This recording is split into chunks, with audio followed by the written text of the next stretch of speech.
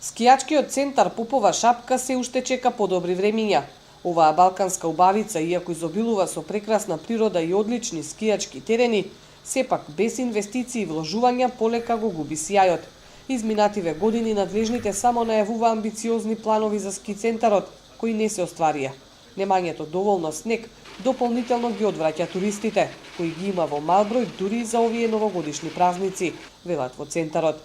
Поради ова се уште не е започната ниту ски сезоната. И додека за развојот на шапка се прават само планови и стратегии, а не се действува на терен, странските центри како Банско и Боровец остануваат топ дестинации за македонците. Овие туристички места се избор за зимување на многумина и поради големиот избор на хотели, но и поради пристапните цени. Освен Бугарија, атрактивни се и зимските центри во соседна Србија. Цените за аранжманите се движат од 30 до 50 евра во зависност од услугата.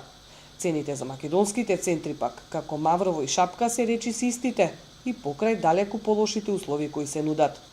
Оваа слика се повторува веќе неколку години наназад, што јасно дава до знаење дека време е државата посериозно да размислува за инвестирање и разубавување на зимските центри. Владата неодамна најави дека Попова шапка ќе биде понудена за продажба на странски компании, што според експертите е одличен, а можеби и единствен начин да заживее оваа зимска убавица.